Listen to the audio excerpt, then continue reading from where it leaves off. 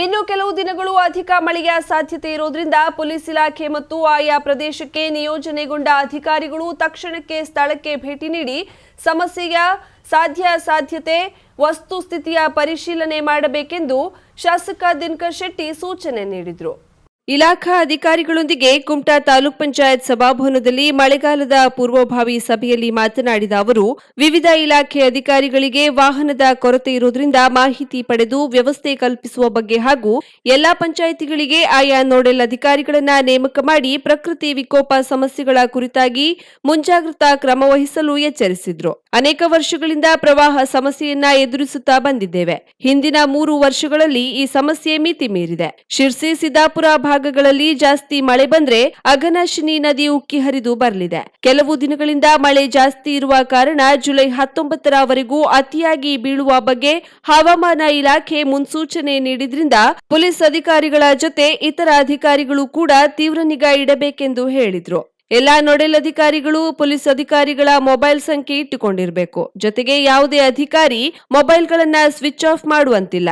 ಯಾವುದೇ ಸಮಯದಲ್ಲಿ ಕರೆ ಬಂದರೂ ಧಾವಿಸಬೇಕೆಂದು ತಿಳಿಸಿದ್ರು. ಕೋವಿಡ್ ಕಾರಣದಿಂದ ಶಾಲೆಗಳು ಮುಚ್ಚಿದ್ದ ಕಾರಣ ಆಯಾ ಕಾಳಜಿ ಕೇಂದ್ರಗಳಲ್ಲಿ ಗ್ಯಾಸ್ ಸಿಲಿಂಡರ್ ವ್ಯವಸ್ಥೆ ಮಾಡಿಕೊಳ್ಳಬೇಕಾದ ಅಗತ್ಯತೆ ಇದೆ.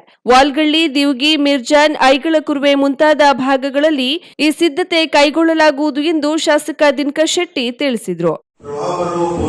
ಒಂದು ಸಭೆಯನ್ನ ಮಾಡಿ ಎಲ್ಲಾ ಅಧಿಕಾರಿಗಳಿಗೆ ನೋಡಲ್ ಅಧಿಕಾರಿ ಅಂತ ನೇಮಿಸಿ ಅವರಿಗೆ ಪ್ರತಿಯೊಬ್ಬರಿಗೂ ಒಂದೊಂದು ವಾಹನದ ವ್ಯವಸ್ಥೆಯನ್ನ ಮಾಡಿಸಿದೆ.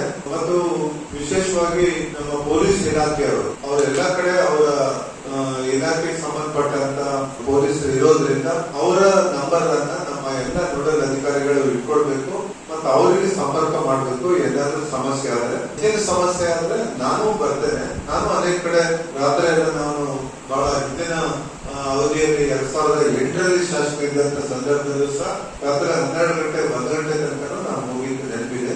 ಕಳೆದ ಬಾರಿನೂ ನಾವೆಲ್ಲ ಕಡೆ ನಾವು ವಿಸಿಟ್ ಮಾಡಿದ್ದೇನೆ. 2018ರಲ್ಲೂ ಸಹ ಮಾಡಿದ್ದೇವೆ. ಹೋದ ಸರಿನೂ ಮಾಡಿದ್ದೇವೆ. ದೊಡ್ಡ ಪ್ರವಾಹ ಬಂದಿತ್ತು.